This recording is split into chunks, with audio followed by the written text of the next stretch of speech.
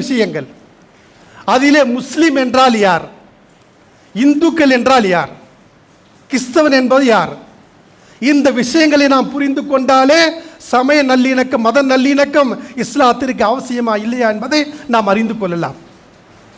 உதாரணமாக சொல்ல போனால், முஸ்லிம் என்று சொன்னால் அவருடைய இலக்கணம் என்ன, ஒரு முஸ்லிம் எப்படி இருக்க வேண்டும் என்று சொன்னால், அன்பானவர்களே, ஒரு மனிதர் லா இலாஹ இல்லல்லாஹ் முஹம்மது ரசூலுல்லாஹ் என்ற கலிமாவை நாவால் மொழிந்து உள்ளத்தால் உறுதி கொள்ள வேண்டும்.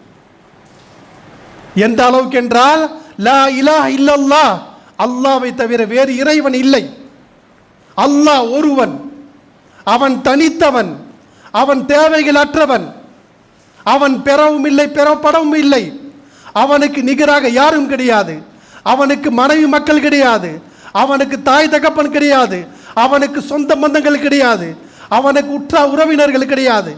இது போன்ற சகோதரர்களே, அவனுக்கு உறக்கம் கிடையாது, அவனுக்கு பசி கிடையாது, அவனுக்கு தாகம் கிடையாது, அவனுக்கு தேவைகளும் கிடையாது.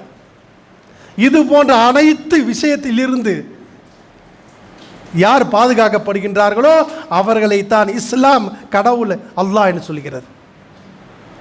இந்த விஷயத்தை யார் உண்மையாக உறுதியாக நம்புகிறார்களோ அவன் தான் முஸ்லிம். இல்லை என்று சொன்னால் அவன் முஸ்லிம் கிடையாது.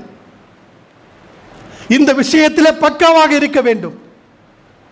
அதே போல் அன்பானவர்களே, இந்து மதத்தை நாம் எடுத்துக்கொண்டோமேயானால் அந்த சமயம், அந்த அந்த மதம் இருக்கின்றது, அந்த மதத்தை யார் தோற்றுவித்தார்கள் என்று இதுவரை யாருக்கும் தெரியாது. அந்த மதத்துடைய நிறுவனர் யாரும் கிடையாது. அப்படின்னா எப்படி செயல்படுறாங்க? பரவலான நம்பிக்கைகள், அதே போல சடங்குகள், பல சடங்குகள் வைத்திருப்பார்கள். அந்த சடங்குகளை வைத்து தான் அந்த மதத்தை ஓட்டிக் கொண்டிருக்கிறார்கள். அன்பானவர்கள், அது மட்டுமல்ல, எந்த அளவுக்கு என்று சொன்னால், இந்து மதத்திலே அனைத்து படைப்புகளும், அவங்க என்ன சொல்லுவாங்கன்னா, இந்த உலகத்தில் எத்தனை படைப்புகள் இருக்கின்றதோ, எத்தனை படைப்புகள், எத்தனை வஸ்துக்கள் படைக்கப்பட்டிருக்கின்றதோ அனைத்தும் கடவுளுடைய ரூபத்தில் இருக்கிறார் என்று சொல்வார்கள். அது அவருடைய ஐதீகம். அவருடைய மார்க்கத்தில், அவருடைய மதத்திலே ஒரு கடவுள் அல்ல, இரண்டு கடவுள் அல்ல, 1000 கடவுள் அல்ல, 32,000 கடவுள்கள் இருக்கிறார்கள். 32,000 கோடி கடவுள் இருக்கிறார்கள். அது மட்டுமல்ல அன்பானவர்களே, இன்னும் சொல்ல போனால் இந்து மதத்துடைய ஒரு விளக்கம் எதுவென்றால், அவர்கள் இருக்கக்கூடிய உலகில் இருக்கக்கூடிய மரம், செடி, கொடி, இந்த தாவரம் இருக்கிறது, அதை வணங்குவார்கள். அதே போல எத்தனை விலங்குகள் இருக்கின்றதோ அதையும் அவர் வணங்குவார்கள். இது போன்று எந்த பிடிப்பும் இல்லாமல், எந்த வரிசையும் இல்லாமல் யார் எதை சொல்கின்றார்களோ அதை பற்றி அவர் செயல்பட்டு போயிட்டு கொண்டே இருப்பார்கள். அவர் இடத்தில் ஒரு வரிகள் கிடையாது, அவர் இடத்தில் ஒரு இலக்கணம் கிடையாது. இதுதான் இந்து மதம், இதுதான் இந்து மதம். அது மட்டுமல்ல அன்பானவர்களே, நீங்கள் உலகத்தில் போய் பாருங்க, அதாவது இந்தியாவிலே நீங்கள் எடுத்துக்கொண்டால், நீங்கள் நேபாளத்தில் போயிட்டு இந்துக்களிடம் கேட்டால் உன்னுடைய கடவுள் யார் என்று சொன்னால் அவன் சொல்லுவான் பசுபதிநாத் என்று சொல்லுவார். பசுபதிநாத் அவர் தான் என்னுடைய கடவுள் என்று சொல்லுவார்கள். யார்? இந்துக்கள். அதே போன்ற அன்பானவர்களே, மகாராஷ்டிராவில் போய் கேளுங்க, மகாராஷ்டிராவுடைய இந்துக்களிடம் போய் கேட்டால் அவர்கள் சொல்லுவார்கள் எங்களுடைய கடவுள் கணேஷ் என்று சொல்லுவார்கள். அதே போல இந்தியாவின் தலைநகரம் இருக்கின்றதே டெல்லியில், அதாவது டெல்லியில் போய் கேட்டால், டெல்லியில் போய் இந்துக்களிடம் கேட்டால் அவர்கள் சொல்லுவார்கள் எங்களுடைய கடவுள் ராம் என்று சொல்லுவார்கள். அதே போல அன்பானவர்களே, பிகாருக்கு சென்று அந்த இந்துக்களிடம் கேட்டால் உம்முடைய கடவுள் யார் என்று சொன்னால் அவர்கள் சொல்லுவார்கள் எங்களுடைய கடவுள் கணேஷ் என்று சொல்லுவார்கள். அதே போல் அன்பானவர்களே, பங்காளி இந்துக்களிடம் சென்று உன்னுடைய கடவுள் யார் என்று கேட்டால் அவர்கள் சொல்லுவார்கள் எங்களுடைய கடவுள் சங்கர் என்று சொல்லுவார்கள். அதே போல் அன்பானவர்களே, நாம் குஜராத்துக்கு போயிட்டு இந்து மக்களிடம் உன்னுடைய கடவுள் யார் என்று சொன்னால் அவர்கள் சொல்லுவார்கள் மா துர்கா தேவி தான் எங்களுடைய கடவுள் என்று சொல்லுவார்கள். அதே போன்ற அன்பானவர்களே, குஜராத்துக்கு போயிட்டு அங்கு இருக்கக்கூடிய இந்து மக்களிடம் போய் கேளுங்க, உன்னுடைய கடவுள் யார் என்று சொன்னால் அவர்கள் சொல்லுவார்கள் கிருஷ்ணர் என்று சொல்லுவார்கள். அதே போல் அன்பானவர்களே, தமிழ்நாட்டு இந்துக்களிடம் போய் கேளுங்க, உன்னுடைய கடவுள் யார் என்று சொன்னால் அவன் சொல்லுவான் பெருமாள், முருகன் என்று. இது போன்ற அவர்களிடத்தில் எந்த ஒரு இலக்கணமும் கிடையாது, எந்த ஒரு வரியும் கிடையாது. அதனால் தான் அதனுடைய நிறுவனர் யார், யார் நிர்வகிக்கிறார், யாருடைய பேச்சை கேட்பது என்று அவனுக்கு தெரியாது. இது போன்றுதான் சகோதரர் இந்து மதத்திலே வரிசை வந்து கொண்டிருக்கிறது. ஆனால் இஸ்லாத்திலே முஸ்லிம்களாக இருக்கிறார்களே, அவர்கள் உலகத்திலே நீ எங்கு சென்றாலும் சரி, எந்த நாட்டில் போனாலும் சரி, எந்த திசையில் போனாலும் சரி, எந்த கோடையில் போனாலும் சரி, எந்த முஸ்லிம்களிடத்தில் கேட்டால் உன்னுடைய கடவுள் யார் என்று சொன்னால் அவன் ஒரே வார்த்தையில் சொல்வான், அவர் தான் அல்லாஹ். இப்படிப்பட்ட ஒரு சிறந்த மார்க்கம், இப்படிப்பட்ட ஒரு நேரான மார்க்கம் நாம் வைத்துக்கொண்டு மத நல்லிணக்கம் என்று சொல்லிக்கொண்டு சகோதரர்களே மிகப்பெரிய ஒரு தவறு செய்து கொண்டிருக்கிறோம், மிகப்பெரிய ஒரு அநியாயம் செய்து கொண்டிருக்கிறோம்.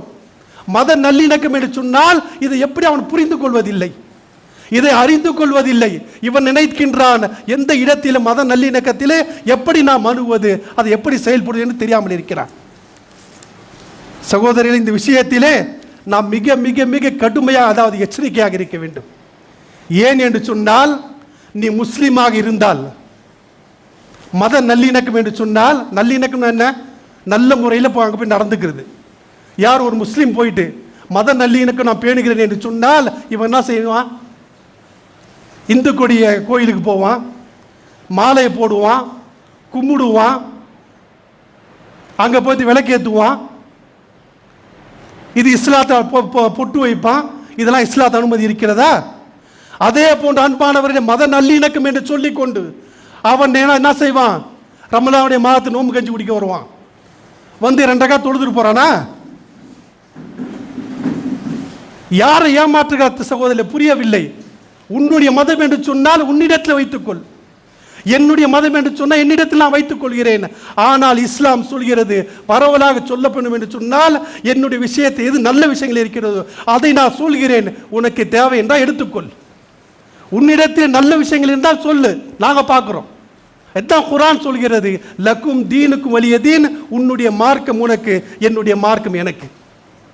ஆனால் சில முஸ்லிம்கள் இருக்கிறார்கள், சில தலைவர் இருக்கிறார்கள், சில கூமூட்டைகள் இருக்கிறார்கள், சில மரமண்டைகள் இருக்கிறார்கள்.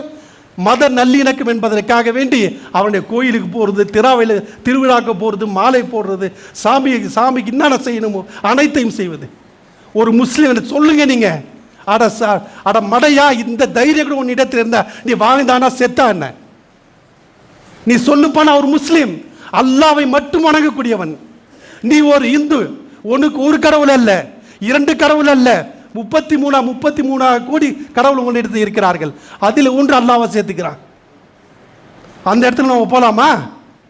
சகோதரர்களை, மிக மிக எச்சரிக்கையாக இருக்க வேண்டும். இதை புரிந்து கொள்வதில் முஸ்லிம்கள் மத நல்லிணக்கம் என்று சொன்னால் சகோதரர் எப்படி அறிவனை தெரியுமா? சுருக்கமாக சொல்ல போனால் அகீதாவுடைய விஷயத்தில், அகீதா என்று சொன்னால் முஸ்லிம்களுக்கு ஒரு அகீதா இருக்கிறது, அல்லாஹ் மட்டும் தான் கடவுள், வேறு யாரும் கிடையாது. இதுதான் முஸ்லிமுடைய அடிப்படை கொள்கை இல்லையா? இந்த கொள்கையை தவிர அன்பு, பண்பு, பாசம், வியாபாரம், கொடுக்கல் வழங்கல், ஒழுக்கம், பழகிறது எல்லாத்தையும் வச்சுக்க. ஆனால் இதை எடுத்துட்டு போய் அங்கே வைக்காத, இந்த கொள்கையை எடுத்துட்டு போய் அங்கே வைக்காத. அதே போல சகோதரர்களே, இந்த கொள்கையை நீ விட்டு போனால், சாமிக்கு மாலையை போட்டா நீ அந்த மதத்துக்கு போயிட்ட. ஆனால் மத நல்லிணக்கம் என்று சொன்னால் அதன் உண்மையான பொருள் என்ன? உன்னுடைய மதத்தில் எது நல்லது இருக்கு சொல்லுப்பா, நான் கேட்குறேன். என்னுடைய மதத்தில் எது நல்லது இருக்குது நான் உன்னுடைய சொல்லுகிறேன், நான் நீ கேளு. இது போன்ற ஒரு சகிப்புத்தன்மை இருந்து, அதாவது இஸ்லாம் புரிந்தால் இஸ்லாத்துக்கு வா. இப்படி இருக்கிறதா சகோதரர்? கிடையவே கிடையாது. அவன் என்ன சொல்றான், ஏதாவது நினச்சிக்குவான், கோச்சிக்குவான், முறைச்சிக்குவான், நாளைக்கு ஏதாவது செய்வான், செய்து போட்டான் இன்னத்தை கிழிப்பான். இந்த ஒரு அச்சம் சகோதரர் உங்களுக்கு ஏன் ஏற்படுகிறது? ஏன் இந்த பயம் வருகிறது? சகோதரர் சிந்தித்து பாருங்கள். இந்த விஷயத்தை நாம் எச்சரிக்கையாக இருக்க வேண்டும்.